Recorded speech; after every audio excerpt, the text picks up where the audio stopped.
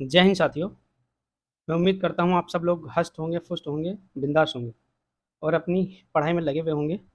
दोस्तों, आप ही की पढ़ाई के लिए आगे बढ़ाते हुए ताकि आपका रिजल्ट पॉजिटिव रहे, उसके लिए हम एक कोशिश कर रहे हैं।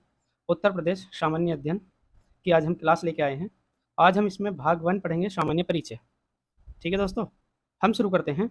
सामान्य परिचय एक परिचय मतलब वहाँ से क्वेश्चन अक्सर पूछे जाते हैं, वहीं से जहाँ से प्रीवियस ईयर के क्वेश्चन आप देखने को मिलेंगे और जो आने वाले टाइम में हैं, आपको यहाँ से कोई ना कोई क्वेश्चन किसी न किसी एग्जाम में बिल्कुल मिलेगा। जैसे आरओ का हो, यूपी ट्रिपल एससी का हो, पुलिस वाला हो, कोई सा भी हो। ठीक है दोस्तों, तो आइए शुरू करते हैं हम। इसका जो भौगोलिक क्षेत्र है, सबसे पहले हम भौगोलिक क्षेत्र की बात करते हैं। दोस्तों, इसका भौगोलिक क्षेत्र है 240,928। जी हाँ दोस्तों, देखो दोस्तों, ये जो 240 है, ये इसकी चौड़ाई भी है। ठीक है दोस्तों, यानी कि अगर हम यहाँ से ऐसे बात करते हैं इसकी, तो ये दोस्तों, ये जो चौड़ाई है इसकी, ये भी 240 है। तो हमें ये याद रखने में आसानी होगी, हमें एक चीज़ से दो चीज़ें याद हो जाएंगी। ठीक है, 240 928 क्या है, वर्ग किलोमीटर इसका क्षेत्रफल है। अब हम बात करते हैं इसमें लिंगानुपात की। दोस्तों, तो इसका जो लिंगानुपात है वो 912 है। इसका मतलब ये है कि 1000 पुरुषों पे 912 महिलाएं हैं। हमारे यहाँ पुरुषों की जनसंख्या के मुकाबले महिलाओं की जनसंख्या कम है। अब हम बात करते हैं जनघनत्व की। दोस्तों, जनघनत्व क्या होता है? दोस्तों, 1 किलोमीटर वर्ग क्षेत्र में रहने वाले, निवास करने वाले लोगों की संख्या। ठीक है, तो ये जो जनघनत्व है ये कितना है? ये है 829। ठीक है, ये 829 है। अगर हम राष्ट्रीय औसत की बात करें, भारत की राष्ट्रीय औसत की बात करें, तो उस पे है कुल 382। तो यहाँ पर हम देखते हैं कि राष्ट्रीय औसत से दुगने से ज़्यादा जनसंख्या घनत्व उत्तर प्रदेश में है। इसका मतलब यह है कि उत्तर प्रदेश में बाकी जगहों के मुकाबले जनसंख्या सबसे ज़्यादा है, इसीलिए जनसंख्या के मामले में उत्तर प्रदेश टॉप पे है। और अगर क्षेत्रफल की बात करेंगे तो चौथे नंबर पे है, वो आगे बताएंगे। ठीक, अब हम बात करते हैं यहाँ 10 के जनसंख्या प्रतिशत वृद्धि।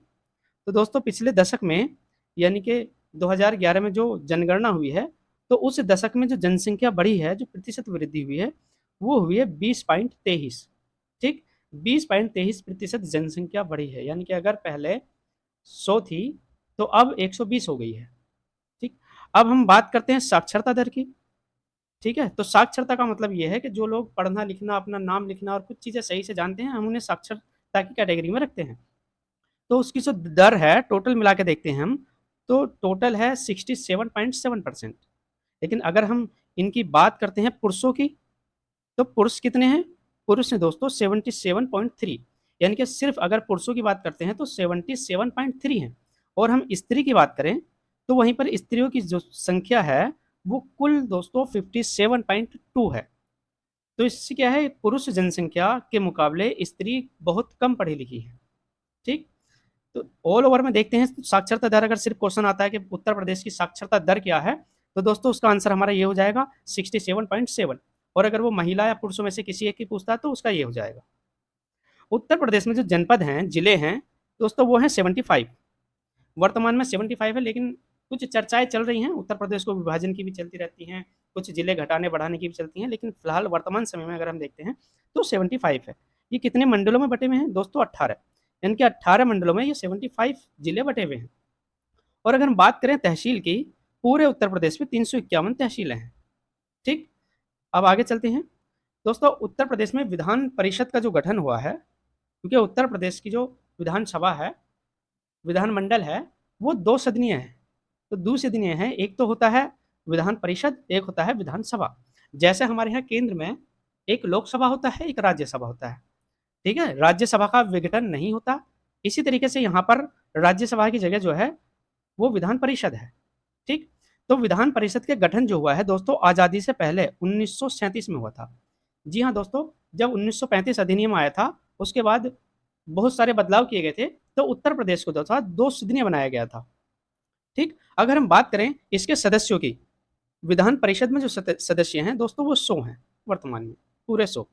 और अगर वहीं हम विधानसभा के सदस्यों की बात करते हैं, विधानसभा यानी कि जिसे एमएलए कहते हैं, इसे इसके जो सदस्य होते हैं वो एमएलसी कहा जाता है। ठीक, और इसके जो सदस्य होते हैं इसे एमएलए कहा जाता है। ठीक, अब हम बात करते हैं तो ये कितनी है? ये 403 यानी कि 403 है। ठीक, अब उत्तराखंड बनने से पहले दोस्तों, क्योंकि उत्तराखंड यहीं से गया है, यहीं से बना है, उत्तर प्रदेश से बना है, उत्तर प्रदेश के 13 जिलों को काटकर उत्तराखंड का निर्माण किया गया था। तो जब उत्तराखंड का विघटन नहीं हुआ, उत्तर प्रदेश का विघटन नहीं हुआ था, तब 425 थी। कभी-कभी क्वेश्चन आ जाता है विघटन से पहले उत्तर प्रदेश की विधानसभा सदस्यों की संख्या कितनी थी? तो दोस्तों ये है 425। पहले अब जो है 403 है। अब हम बात करते हैं सर्वाधिक विधानसभा सीटें किस जिले में है? सर्वाधिक विधानसभा सीटें, तो दोस्तों ये है प्रयागराज में, यानी कि प्रयागराज में एमएलए 12 निकलते हैं।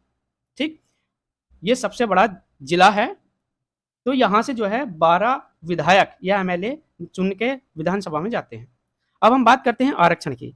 दोस्तों आरक्षण सीटों की बात करें तो हम इसमें 84 जो सीट हैं, 84 सीट हैं, वो एससी की हैं, शेड्यूल कास्ट की हैं, यानी कि अनुसूचित जाति की हैं। ठीक, और वहीं पर एसटी की बात करते हैं तो एसटी की हैं 2, यानी कि शेड्यूल ट्राइब की जो हैं वो 2 हैं।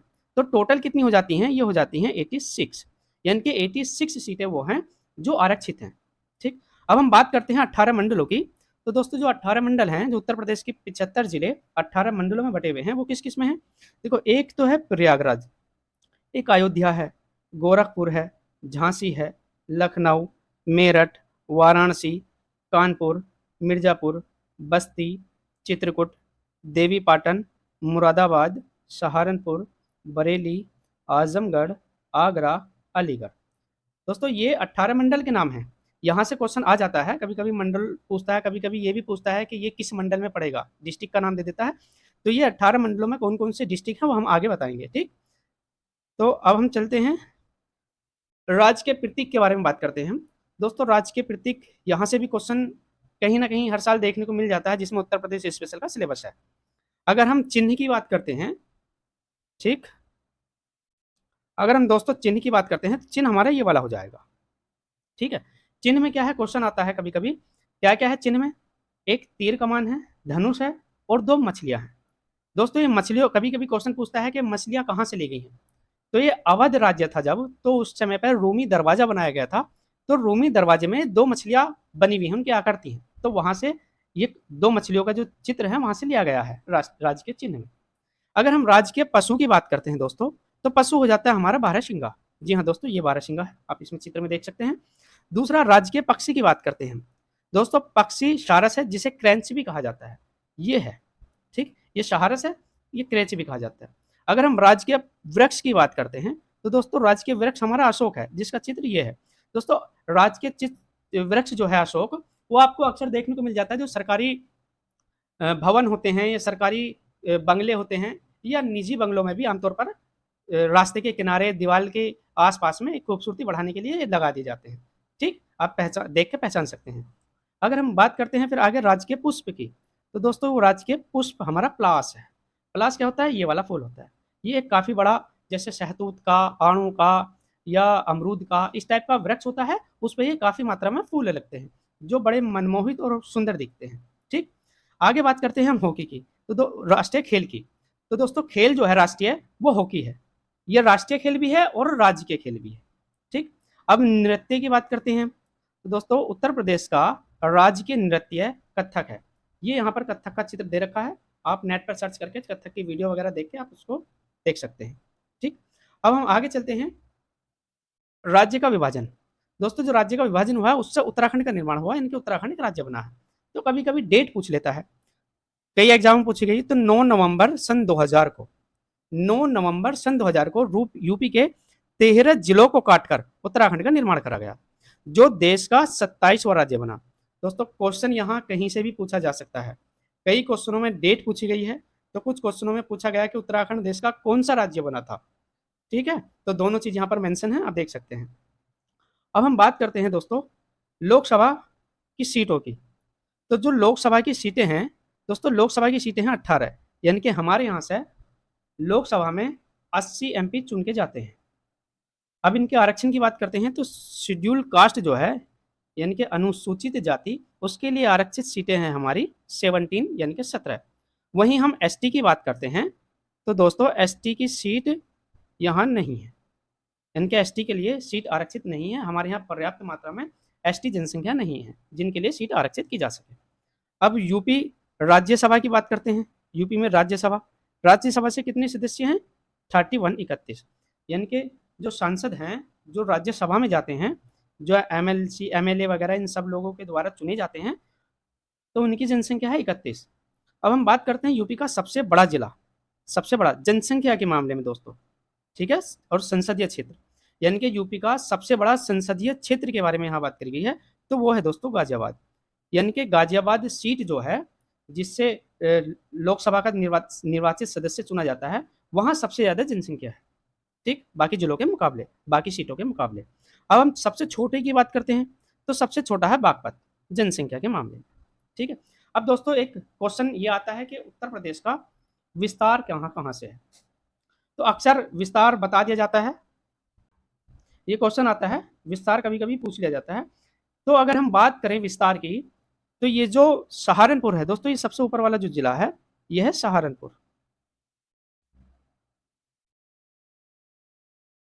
ठीक है।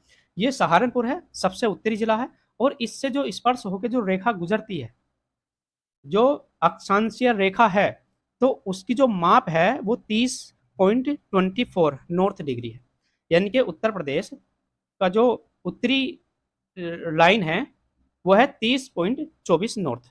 अगर हम बात करें इसकी दक्षिण की, तो दक्षिण की बात करते हैं हम, तो 23.05 नॉर्थ, ठीक। ये क्या है, ये जिला है हमारा सोनभद्र। कौन सा जिला है, ये है सोनभद्र, ठीक है दोस्तों, ये सोनभद्र है, ठीक। अब हम बात करते हैं इसकी, ये वाला जो जिला है, ये है दोस्तों बलिया, ठीक।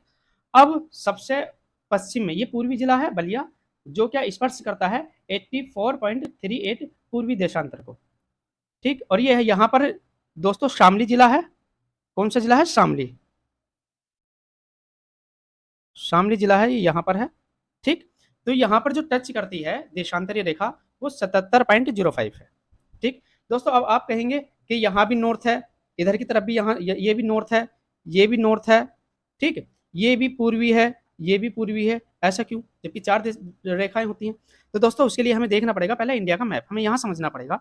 ये जो मैप है दोस्तों, अगर हम इस वाली लाइन को देखते हैं, ये जो लाइन है, ये क्या है, ये वो लाइन है, जीरो लाइन है, जो अगर हम इससे इधर की बात करते हैं, तो इधर दोस्तों पूरब है, ठीक है। और इससे इधर की बात करते हैं, तो इधर वाला जो एरिया है, ये पश्चिम का एरिया है, पश्चिम का एरिया, ठीक। अब यहां पर हम देखते हैं एक छोटी सी लाइन और है, ये भी जीरो रेखा है, ठीक। ये भी जीरो रेखा, ये कौन सी है, ये है भूमध्य रेखा, भूमध्य रेखा, ठीक, ये भूमध्य रेखा है। तो दोस्तों जो पॉइंट जो गिनी जाती हैं रेखाएं, अगर हम इससे ऊपर की बात करते हैं, तो इधर आ जाएगा नॉर्थ, यानी कि उत्तरी, ठीक है। ये जो सारा है यहाँ से यहाँ तक, ये उत्तरी क्षेत्र है, ये देशांतरीय रेखाएं हैं, ये अक्षांशीय रेखाएं हैं, सॉरी, ये अक्षांशीय रेखाएं हैं, ये देशांतरीय रेखाएं हैं, ठीक। तो अक्षांशीय और देशांतरीय में वो नहीं होना, क्योंकि जो ये जो है इस तरीके से, इस वाली रेखा से अगर हम देखें, ये इस तरीके से जो है, इससे ऐसे बनाते हैं पृथ्वी, क्योंकि इस तरीके से है, तो जब ये यहाँ से गुजरती है, यहाँ से गुजरती है, यहाँ से गुजरती है, तो एक तरह से हम देखते हैं कि यहाँ से यहाँ को डी बन रही है, तो हम डी से देशांतरीय रेखा याद रखते हैं। बाकी इधर से जो इस तरीके से जो गुजरती हैं, ये जो कि हमारी भूमध्य रेखा है, मकर रेखा है, कर्क रेखा है, और बाकी जो रेखाएं हैं वो क्या हो जाती हैं, ये हो जाती हैं हमारी अक्षांशीय रेखाएं, क्योंकि इनसे डी बन रहा है, तो ये देशांतरीय रेखाएं हैं, ये हमें याद रखना। तो भारत की जो स्थिति है पृथ्वी के ग्लोब पे, अगर ये जीरो मान लिया जाए और ये वाली जीरो मान लिया जाए, बीचों बीच से ये गुजर रही, बीचों बीच से गुजर रही, तो यहाँ पर भारत की स्थिति है, यानी कि भारत किसमें, अगर हम इससे ऊपर देखें तो नॉर्थ है, और इस वाली से इधर देखते हैं तो पूरब है, ठीक। तो स्थिति जो रहेगी भारत की, अगर हम पूरे भारत की भी बात करेंगे, तो वो नॉर्थ से नॉर्थ, और पूरब से पूरब से पूर्व, पूरब से ही पूरब की तरफ होगी, ठीक। चारों दिशाओं का वर्णन नहीं होगा, दो का ही होगा। तो इसलिए यहाँ पर हम देखते हैं, तो इसकी जो स्थिति होती है, जो 23.5 से नॉर्थ से शुरू होकर और कहाँ तक पहुंचती है दोस्तों, ये पहुंचती है यहाँ तक 30.24 नॉर्थ तक, ये हो जाती है अक्षांशीय रेखाएं, क्योंकि यहाँ से इस तरीके से ऐसे बढ़ती भी जाएंगी, ये अक्षांशीय हो जाती है, ठीक। अब हम बात करते हैं इस वाले की, ये जो है इसकी, तो दोस्तों ये जो शुरू हो रहा है, ये हो रहा है 77.05 पूर्वी देशांतर, क्योंकि यहाँ पर इस तरीके से लाइनें बनती चल जाएंगी, तो ये देशांतरीय रेखा है, और ये खत्म कहाँ हो रहा है, ये हो रहा है बलिया में। तो बलिया में जो स्थिति है वो है 84.38 पूर्वी देशांतर। ठीक है, ये समझने का है थोड़ा सा दोस्तों, समझ लीजिए, क्योंकि कभी कभी ये क्वेश्चन आ सकता है, आ भी जाता है कि सोनभद्र की जो स्थिति है वो किस देशांतर पर है, ठीक, किस अक्षांश पे है। वो ये पूछ सकता है कि बलिया किस देशांतर पर है, वो ये भी पूछ सकता है सहारन किस देशांतर पर है, ये पूछ सकता है कि सहारन सहारन किस अक्षांश पे है। तो यहाँ से क्वेश्चन बन जाते हैं, आपको ये क्लियर होना बहुत जरूरी है कि नॉर्थ किधर है, साउथ किधर है। ठीक है, तो अब हम आगे चलते हैं। अब आ जाता है सीमावर्ती राज्यों उनसे लगे जिले। ठीक है दोस्तों, हमारे सीमा से उत्तर प्रदेश की सीमा से जो राज्य लगे हुए हैं, उन राज्यों से उत्तर प्रदेश के कौन कौन से जिले लगे हुए हैं, अक्सर यहाँ से क्वेश्चन आते हैं। तो आपको थोड़ा सा यहाँ पे ध्यान देना पड़ेगा। अगर हम बात करें यूपी की, तो यूपी की जो सीमा है उससे 8 राज्यों की सीमा लगती है। एक केंद्र शासित प्रदेश यानी कि दिल्ली की लगती है, और एक हो जाता है देश अर्थात नेपाल, नेपाल की सीमा लगती है। यानी कि अगर हम राज्यों की और केंद्र शासित दोनों को मिला के बात करते हैं तो उसमें 8 राज्य, एक केंद्र शासित प्रदेश यानी कि 9 हो जाएंगे, और देशों की बात करते हैं तो एकमात्र देश नेपाल, उससे उत्तर प्रदेश की सीमा टच होती है। ठीक, अब हम सबसे पहले पूछते हैं हिमाचल प्रदेश। जी हाँ दोस्तों, दोस्तों ये जो आप एरिया देख रहे हैं ये है सहारनपुर। ठीक, ये वाला एरिया सहारनपुर का है। अब सहारनपुर की सीमा से ये जो लाइन दिखाई दे रही हैं, ये जो हैं, ये किस चीज़ की हैं, ये हैं दोस्तों हिमाचल प्रदेश, यहाँ पर हिमाचल प्रदेश की। ठीक, ये अच्छा, ये हिमाचल प्रदेश की सीमा है। हिमाचल प्रदेश की सीमा सिर्फ उत्तर प्रदेश के सहारनपुर जिले को टच करती है। ठीक, उसके बाद हम बात करते हैं उत्तराखंड। तो यहीं से शुरू हो जाता है, इस वाली लाइन से शुरू होकर और इस वाली लाइन तक। ये क्या है, ये है उत्तराखंड। ठीक है, तो ये उत्तराखंड है। तो दोस्तों यहाँ से शुरू होता है सहारनपुर से। ठीक, सहारनपुर से शुरू होने के बाद ये फिर पहुंचता है मुजफ्फरनगर। ये हल्की सी लाइन आप देख रहे होंगे, ये यहाँ पर मुजफ्फरनगर की लाइन है ये। ठीक है, ये यहाँ पर मुजफ्फरनगर है, इसकी टच हो रही है। उसके बाद हम पहुंचते हैं बिजनौर। ठीक, बिजनौर के बाद दोस्तों मुरादाबाद आ जाता है, फिर मुरादाबाद के बाद आ जाता है रामपुर। ठीक, उसके बाद बरेली है, बरेली की सीमा टच होती है। उसके बाद यहाँ पर पीलीभीत है। तो पीलीभीत की जो सीमा है वो नेपाल से, क्योंकि इधर को नेपाल है। ठीक है, इधर ही नेपाल है, तो नेपाल से और उत्तराखंड से दोनों से टच होती है, दोनों के बीच से है, यानी कि दोनों की सीमा इसके बीच से जाती है। तो अगर हम बात करते हैं उत्तराखंड से कौन कौन से जिले लग रहे हैं, तो सबसे पहले सहारनपुर की बात करेंगे, फिर मुजफ्फरनगर, बिजनौर, मुरादाबाद, रामपुर, बरेली, पीलीभीत। यानी कि ये कितने हैं, टोटल हैं 7, 1 2 3 4 5 6 7। ठीक, अब हम इसके बाद आगे चलते हैं। अब इसके बाद आता है हरियाणा। ठीक है दोस्तों, क्योंकि उत्तराखंड यहाँ था, तो हरियाणा का जो एरिया है, अगर हम बात करें, देखें सही से थोड़ा सा, ये हमारा हरियाणा का एरिया लग जाता है। ठीक, ये सहारनपुर से शुरू होता है और ये यहाँ तक जाता है, यहाँ तक। ठीक है, ये यहाँ तक जाता है, यहाँ से। ठीक, बीच में जो है इसके एक दिल्ली है, उसकी हम बाद में बात करेंगे। ठीक है, तो ये जो हरियाणा है, हरियाणा के कहाँ कहाँ से टच हो रही है ये हम देखेंगे।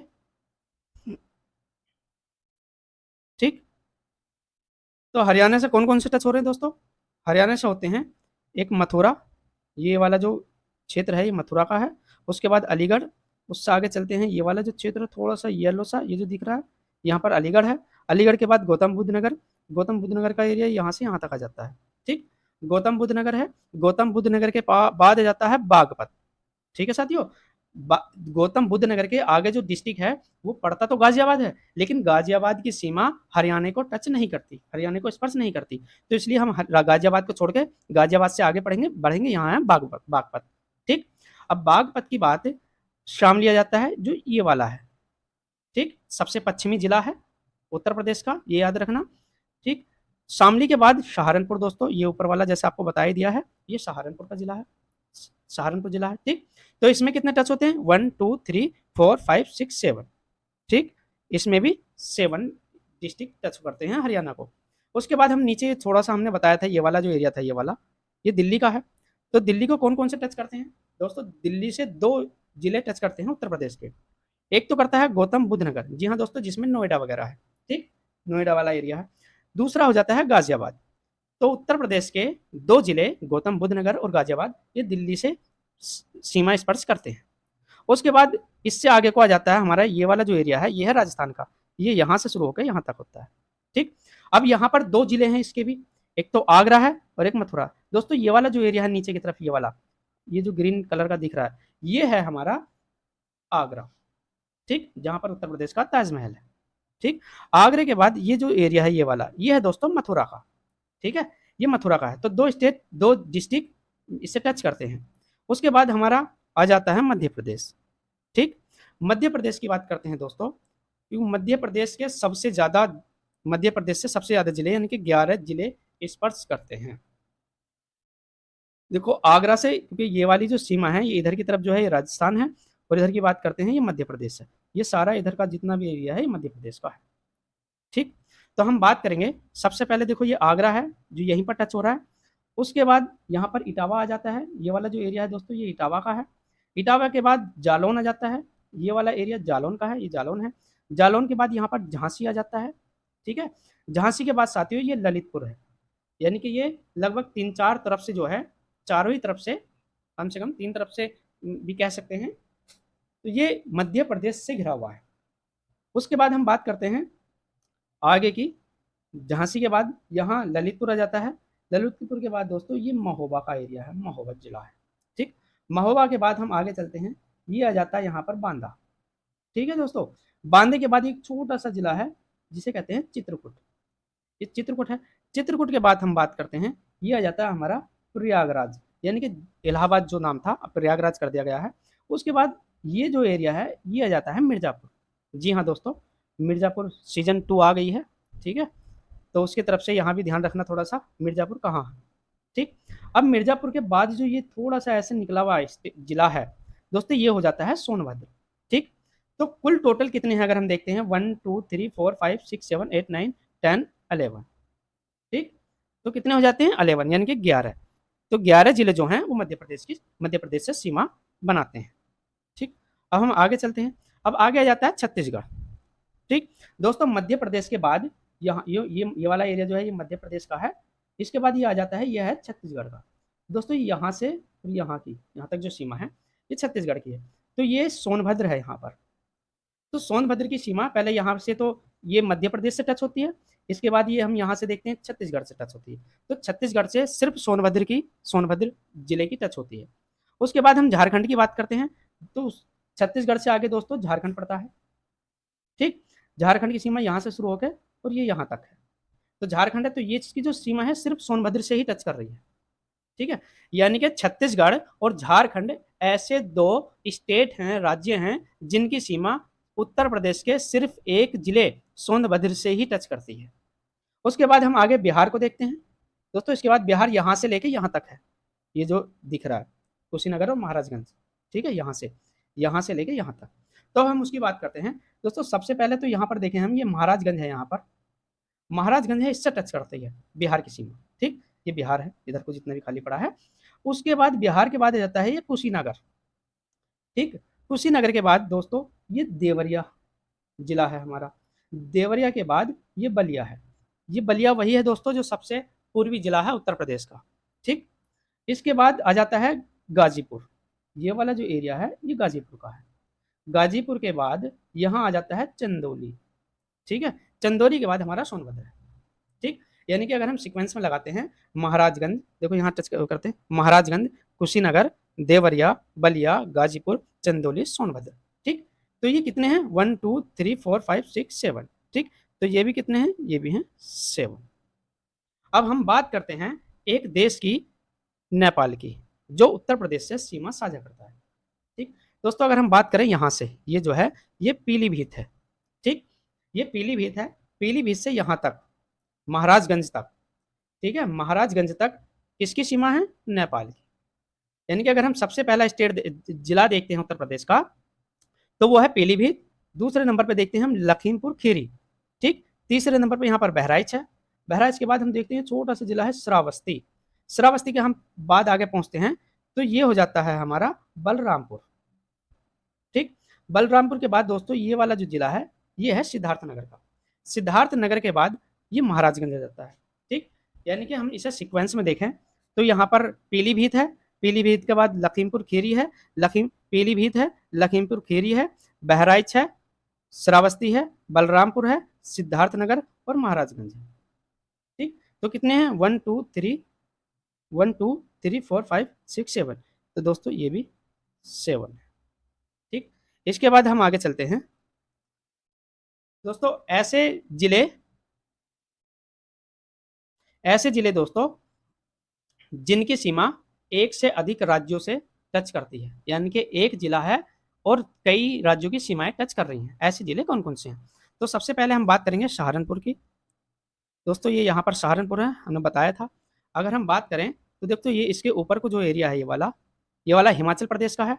इधर वाला जो एरिया है ये हरियाणा का है और ये इधर वाला जो एरिया है ये उत्तराखंड का है। तो यानी कि 3 स्टेट से उत्तर प्रदेश के सहारनपुर की सीमा टच करती है। ठीक, इसके बाद आता है पीलीभीत। दोस्तों पीलीभीत हमने ये बताया था यहाँ पर, ठीक है, ये पीलीभीत है और ये यहाँ पर एक सीमा है। ये इधर उत्तराखंड है और इधर यहाँ पर नेपाल है। तो यानी कि 2 की सीमा करती है, किस किस की, एक तो उत्तराखंड की और एक नेपाल की सीमा टच करती है। तीसरी बात करते हैं हम महाराजगंज। दोस्तों महाराजगंज ये वाला है, ठीक, यहाँ पर महाराजगंज है और यहाँ पर एक रेखा है जो इधर की बात करते हैं हम, इधर बिहार है, ठीक है, और इधर नेपाल है। ठीक, इधर बिहार है और इधर की तरफ नेपाल है। ठीक है, अब हम बात करते हैं सोनभद्र। तो दोस्तों सोनभद्र एक ऐसा जिला है जिससे सबसे ज़्यादा राज्यों की सीमा टच करती है। जी हाँ दोस्तों, एक तो बिहार की करती है, ये इधर वाला एरिया बिहार का है, ठीक है। बिहार के बाद हम बात करते हैं झारखंड की। दोस्तों ये वाला झारखंड है, फिर इसकी बात करेंगे ये छत्तीसगढ़ है और फिर ये वाला मध्य प्रदेश है। ठीक, यानी कि 4, बिहार, झारखंड, छत्तीसगढ़ और मध्य प्रदेश, इन 4 स्टेट की सीमा सोनभद्र से टच करती है। यहाँ से अक्सर क्वेश्चन आ जाता है। उसके बाद आ जाता है आगरा। तो दोस्तों आगरा जो टच करता है वो मध्य प्रदेश और राजस्थान को करता है। जी हाँ दोस्तों, ये हमारा आगरा है। ये इधर की बात करें हम, ये 2 जिलों की सीमा टच कर रहा है, ये राजस्थान से कर रहा है और फिर बाकी इधर को ये सारा जितना भी है ये मध्य प्रदेश का है। ठीक, इसके बाद मथुरा। मथुरा की बात करते हैं, मथुरा राजस्थान और हरियाणा। दोस्तों ये मथुरा है, ये वाला जो है, यहीं से एक रेखा है जो इधर की तरफ राजस्थान है और इधर की तरफ हरियाणा है। ठीक, हरियाणा के बाद बात जाती है गौतम बुद्ध नगर की। दोस्तों यहाँ पर दिल्ली के बगल में गौतम बुद्ध नगर है जिसकी सीमा हरियाणा और दिल्ली दोनों से टच करती है। ठीक, उसके बाद हम आगे चलते हैं। ऐसे राष्ट्र मतलब उत्तर प्रदेश के कितने जिले हैं जो राष्ट्रीय राजधानी क्षेत्र यानी कि एनसीआर में शामिल है। ठीक है दोस्तों, तो ये कितने जिले हैं, 8 जिले अभी तक एनसीआर में शामिल है। कौन कौन से, बागपत है, शामली है, बुलंदशहर है, गौतम बुद्ध नगर है, मेरठ, हापुड़, मुजफ्फरनगर और गाजियाबाद। दोस्तों ये याद कर लेना, यहाँ से क्वेश्चन अक्सर पूछा जाता है। ठीक है, इसके बाद हम बात करते हैं इसके क्षेत्रफल की। दोस्तों उत्तर प्रदेश का क्षेत्रफल ये बताया था, ठीक है, ये उत्तर प्रदेश का जो क्षेत्रफल था ये आपको बताया गया था कितना, 240,928 जो है वो उत्तर प्रदेश का एरिया है भारत में। ठीक, यानी कि पूरे भारत का 100% है तो उत्तर प्रदेश का 7.33% है। यानी कि ये क्षेत्रफल की दृष्टि से अगर हम देखते हैं तो पहले नंबर पर तो राजस्थान है, दूसरे नंबर पर मध्य प्रदेश है, तीसरे पर महाराष्ट्र है, फिर चौथे स्थान पे हमारा उत्तर प्रदेश आता है और जनसंख्या के मामले में सब पे टॉप पे है। ठीक, अगर हम सबसे बड़ा जिले की बात करते हैं, सबसे बड़ा जिला क्षेत्रफल के मामले में, तो दोस्तों लखीमपुर खीरी है। ठीक है, लखीमपुर खीरी है दोस्तों, लखीमपुर खीरी ये वाला है, ठीक है, पीलीभीत के बगल में। ठीक, अगर हम करें बात सबसे छोटे जिले की, सबसे छोटा जिला हापुड़ हो जाता है। तो दोस्तों ये वाला जो एरिया है, ये वाला जो है ये हापुड़ का एरिया है। ठीक, उसके बाद करें सबसे छोटा जिला जनसंख्या मामले में, वो बागपत है। बागपत जनसंख्या के मामले में सबसे छोटा है। ठीक है, बागपत यहाँ पर है शामली से नीचे। हमने जैसा अभी बताया था आपको, एक बार फिर याद दिला देते हैं। जो सहारनपुर है, नॉर्थ जो है, इसकी जो स्थिति है, अवस्थिति है उत्तर प्रदेश की, वो 23.52 नॉर्थ से लेके कहाँ तक है, ये इस तरीके से अक्षांश से रेखाएं जा रही हैं, तो ये कहाँ तक हो जाती हैं, ये हो जाती हैं 30.24 नॉर्थ तक। ठीक, अगर हम इसकी देशांतरी विस्तार की बात करते हैं तो देशांतरी विस्तार यहाँ से शुरू होता है। यहाँ क्या है, यहाँ है शामली। ठीक, यानी कि शामली सबसे पश्चिमी जिला है भारत उत्तर प्रदेश का। इसके बाद ये यहाँ से इस तरीके से देशांतरी रेखाएं होती हैं, ये आते आते यहाँ तक आते आते यहाँ तक होती हैं। ये है बलिया। ठीक है दोस्तों, ये जो जिला है ये है बलिया, इसकी अवस्थिति है 84.38 पूर्वी देशांतर। ठीक, शामली की कितनी है 77.05। तो ये याद रख लेना, यहाँ से क्वेश्चन अक्सर आ जाता है। ठीक है साथियों, तो साथियों मुझे उम्मीद है कि आज की क्लास आपको अच्छी लगी होगी। यहाँ से काफ़ी सारे क्वेश्चन आने की संभावना बनी हुई है, प्रीवियस ईयर के भी क्वेश्चन काफ़ी सारे इसमें डाले गए हैं। अब जाते जाते आज की क्लास यहीं पर हम समाप्त करते हैं। आपको एक क्वेश्चन देकर जाते हैं। क्वेश्चन है उत्तर प्रदेश की राजधानी क्या है। दोस्तों बहुत ईजी क्वेश्चन है, लेकिन इस क्वेश्चन को थोड़ा सा हार्ड किया गया है। बताया पूछा है कि कब से बनी है। दोस्तों वो डेट बतानी है कि राजधानी उत्तर प्रदेश की जो है वो कब से बनाई गई है।